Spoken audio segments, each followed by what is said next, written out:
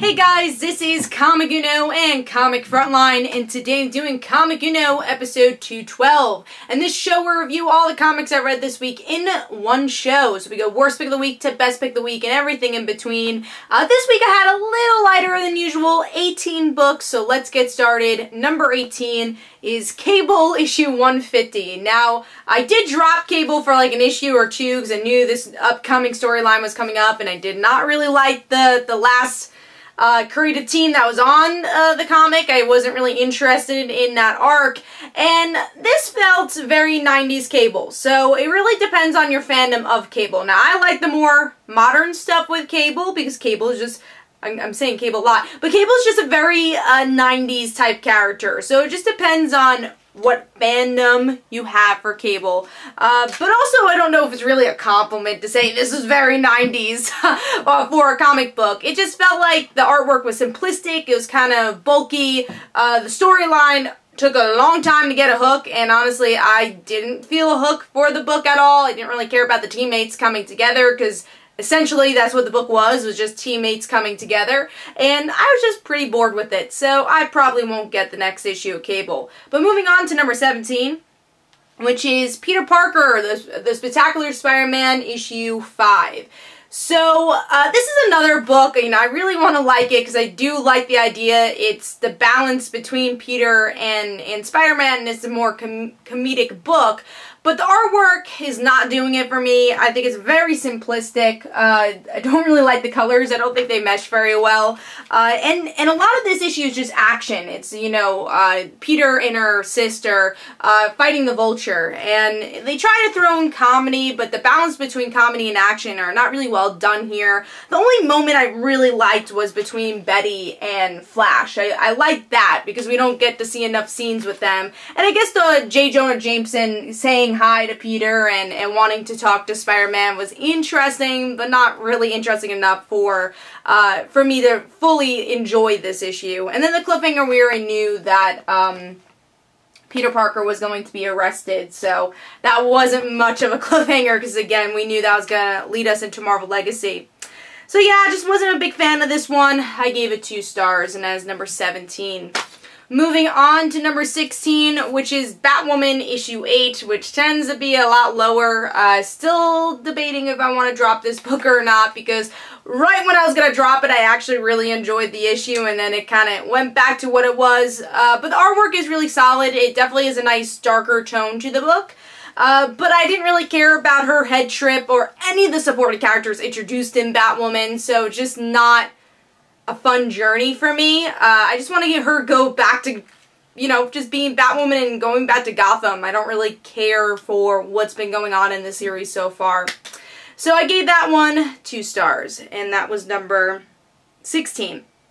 Moving on to number 15, which is the Invincible Iron Man issue 593.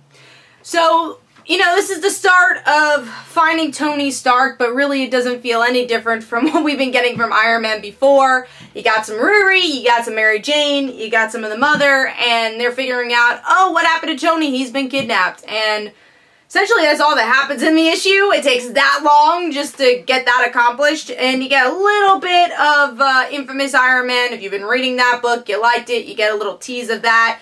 But really just not a lot happening here to feel invested to. So Invincible Iron Man issue 593 gets 2.5 stars. Moving on to number 14, which is a book I was really looking forward to, but I didn't really love this premiere issue, and that is the Mighty Thor issue 700. It is a $5.99 price tag, which is another big reason why it's a little lower. But I just felt like, I didn't love the idea of just seeing all these different Thors. I think this would have been a better, more emotionally packed issue if they just focused on a few Thors and say, oh, well, we're going into the realm of the Thors. Kind of like what Spider-Verse did. You had a couple Spider people you were focusing on, and then you saw the big group. You're like, all right, let's all deal with this problem. And I think if it had a better focus like that, I would have enjoyed this issue more, because it just didn't get the emotional impact I wanted with a book that's called Death of Jane Foster, Death of Thor. So this one I gave 2.5 stars. Also a lot of mixed matches of artists that made this once again have a blurry focus. Alright, moving on to number 13, which is the last issue of Captain Phasma. And if you've been enjoying this book, I think you're going to continue to like it. I still don't really like Captain Phasma's character. Like, I didn't get to learn more about her here. It's definitely more action-oriented, more mission-oriented. So if you like that aspect of Star Wars, you'll enjoy this. Also, artwork is gorgeous for this book, but it just kind of fills in the gaps of what Captain Phasma was up to before The Last Jedi. And, yeah, you know, it's exactly what the other issues were. It didn't really add any more emotions for me, but I did like the way it closed. So, because of the gorgeous artwork also, I gave Captain Phasma 3 stars. And that was number 13. Alright, moving on to number 12. Number 12 is The Infinite Loop, Nothing But the Truth, issue 2. I did like issue 1 a little bit more, setting up our characters, setting up the relationship between Teddy and her girlfriend that aren't supposed to be together, but now we have Teddy that has time traveled, which I do like the idea of her being this fugitive. I find it interesting, but the other characters surrounding her as villains, or at least antagonists, because they're not really villains, is the least interesting part of the issue. So Infinite Loop gets 3 stars, but especially because of the artwork, I did like it. It's the same artist who did Power Rangers Pink, which I really enjoy the art style for that book. And there's some interesting narration in Infinite Loop. Moving on to number 11, which is Rugrats issue 1. So I was looking forward to Rugrats just because I do like the show. You know, it was a cartoon I grew up with, but I think it's weird and bold to put this in a modern setting. So a lot of this is about the Rugrats interacting with cell phones, or at least their parents interacting with cell phones and drones, which was cool, but there was so much a focus on making it different and original with the technology that I didn't really feel the personality or adventures of the actual Rugrats really shining in this book, and it kind of makes the issue underwhelming. So Rugrats issue 1 gets 3 stars. Moving on to number 10, which is Superman, issue 33, which the parts of Apocalypse I didn't really care for because I've never cared about Apocalypse and all of that storyline, but I liked the super family scenes the most, like them going to the movies and then being transferred there. But everything else was kind of lackluster for me. So this was kind of a middle ground Superman book, but hopefully I'll be more impressed as the arc goes on. So Superman issue 33 gets 3 stars. Moving on to number 9, which is a new created team for Green Lanterns, issue 33. And I like the idea of Jessica and Simon trying to find jobs on Earth and their family members, or, you know, people that are in their lives pushing them to try to get these jobs. Now, the part where I think this issue fails is the intergalactic part. I didn't really care about the other aliens that they were confronting. That part I was bored by. But the small portions of them being on Earth were the more interesting stuff. But also I felt like this issue is very much a recap. If you've been reading Green Lanterns, it's kind of to the books, like, this is who Jessica is, this is who Simon is, and it takes so long to kind of repeat that, you don't get to the meat of the story, which there wasn't really a meat to the story. So Green Lanterns issue 33 gets 3 stars. I did like the artwork, though. I really enjoyed that. So, moving on to number 8. And number 8 is Titans issue 16. So Titans, I feel like, has a bit of crowdedness in this issue. You know, there's a lot going on, but the emotions that they do convey with Wally's death are well done. And then once you get to the reveal that Donna Troy is behind things that have been going on, is the mole slash betrayer, or at least a future version of Donna Troy, at least that kind of picks up the issue a bit more.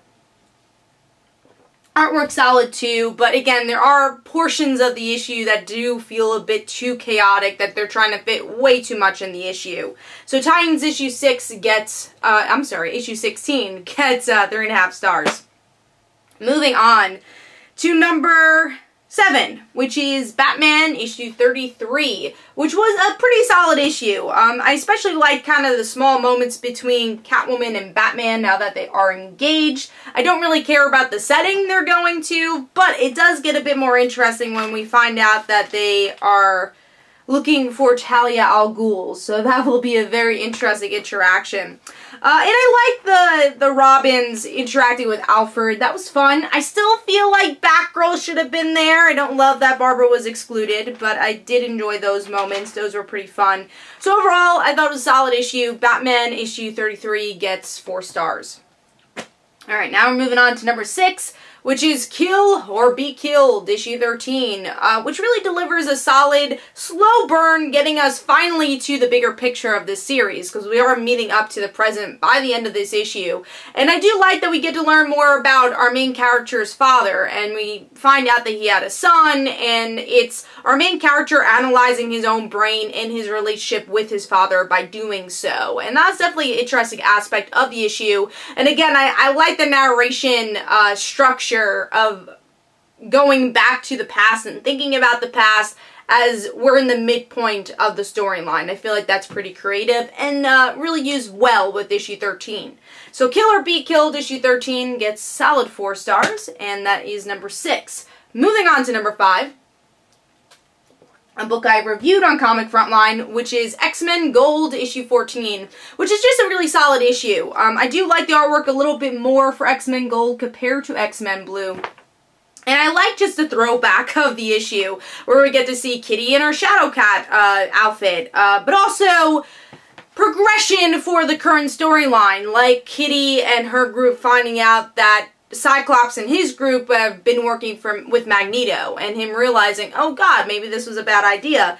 And everything else, there's some fillerness in the issue, but still fun again to kind of play with the nostalgia of the X-Men. But I did like the ending where we get to see a Phoenix Sentry and them going to the future, so that was pretty cool. So overall, I gave X-Men Gold a solid 4 stars. Moving on to number 4.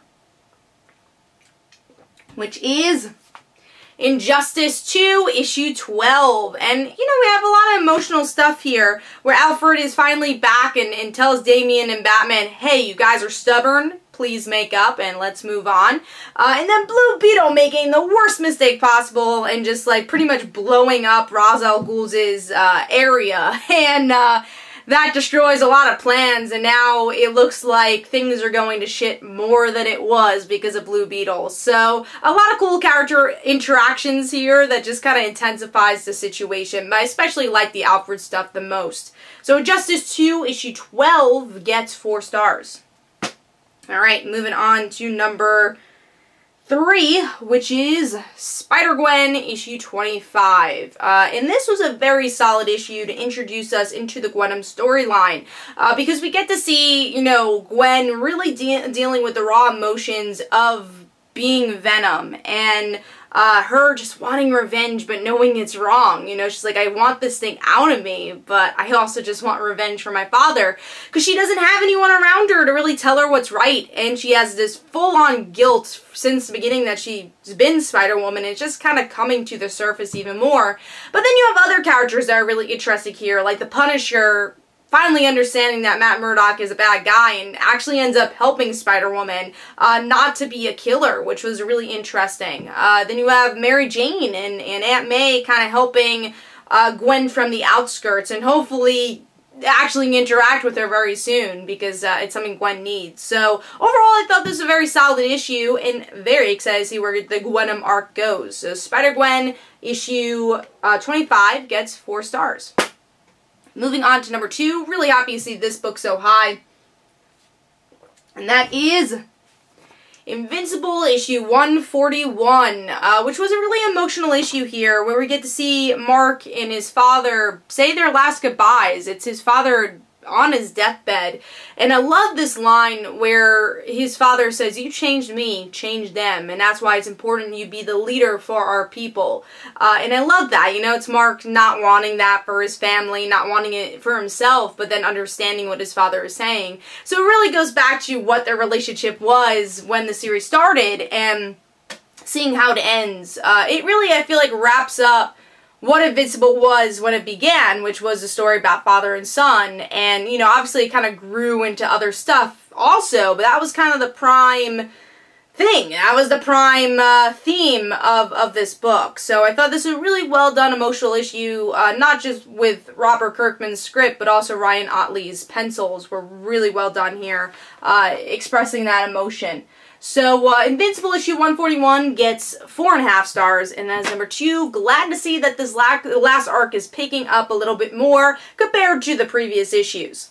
Now, moving on to my number 1 pick, which is the obvious pick for me this week, because this has been my pick of the week since it's come out, and that is Go-Go Power Rangers issue 4.